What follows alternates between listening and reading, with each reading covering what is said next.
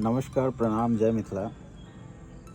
आइ गिनती छलै बिहार के इलेक्शन और किछ भविष्यवाणी हम केने छलहुँ किछ सीनियरों के साथ। फर्स्ट ई छलै कि सबसे पैघ पार्टी बीजेपी हैत, second JDU, third number per RJD. And दूगो भविष्यवाणी बड़े तगड़ा केने छलहुँ जे कि हमरो डर होइ छलै। एगो मैथिली ठाकुरके लेल, और मैथिली ठाकुरके लेल काफ़ी लोग कहलथि कि नहीं जीततथि, लेकिन हम कहलिए जीततथि। और एखन तक राउंडमे तऽ हमरा लगैए ठीक चलि रहल छै, अब आगाँ देखियौ की होइ छै। और नीतीश मिश्रा जी एतऽसँ जीत गेलथि हँ, ओहो राउंड पूरा होइ तऽ हमरा लगैए जीते जेतथि। बिहार में फिर से एनडीए के सरकार है, और एहि सरकार में ना सबसे ज़्यादा यदि योगदान देखबै ना तो वो महिला के छै। और महिला जे छै से पूरा अपन समर्थन दिलखिन हँ एनडीए के, मोदी जी के, नीतीश जी के। और युवो वोट पड़ले हैं। और जीते में सबसे जो अहम योगदान छै एनडीए के, ओहिमे पहला योगदान छै कि चाहे वो जेडीयू रहे, चाहे वो बीजेपी रहे, चाहे वो एनडीए में जते गठबंधन रहे, जते पार्टी रहे, सब मिल के जे छै ना से एहि बेर लड़ले हैं।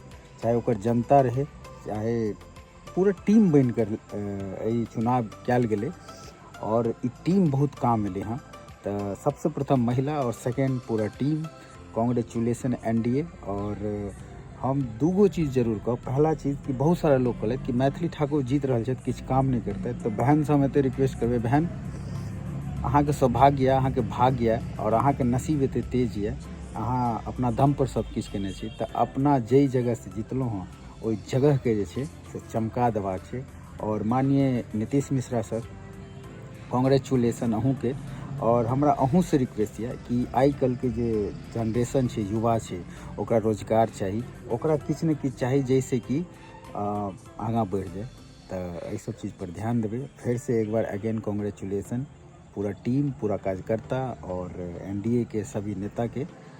और अनंत दा को भी कांग्रेचुलेसन, क्योंकि अनंत का फंसायल गेल छले और ओहिमे ओ नाकाम भ गेलथि विपक्ष। और अनंत दा के बहुत बहुत शुभकामना, एनडीए के बहुत बहुत शुभकामना। जय मिथिला, जय मैथिली। टिकल पर में चलियो, अहाँ सब बयानबाजी करे छिए, कट्टा बंदूक ई ओ। जनता पढ़ल लिखल भ गेलै हँ, जनता समझदार भ गेलै हँ, ताहि दुआरे एहि सबसे काम नहीं चलै छै। और किछु कऽ के देखेबियो।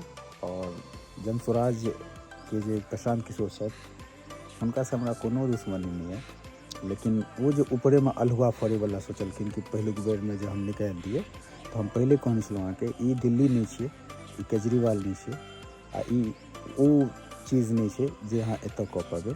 तो अहाँ के 5 साल पूरा मेहनत करऽ पड़त, हर गाँव में जाए पड़त, यदि अहाँ चाहै छियै बिहार में हम राजनीतिक करी तब। और एनडीए सरकार काम केलक हँ, तैँ वो रिजल्ट एले हँ। और दुनिया अहिना कहत कि मशीन खराब भ गेलै, वोट चोरी भ गेलै, ई सब बहाना छियै। ई सब एगो कामचोर होइ छै ना, ओकरा बहाना चाही, तो वह बहाना छियै। खैर फिर से कांग्रेचुलेसन। जय हिंद, जय भारत।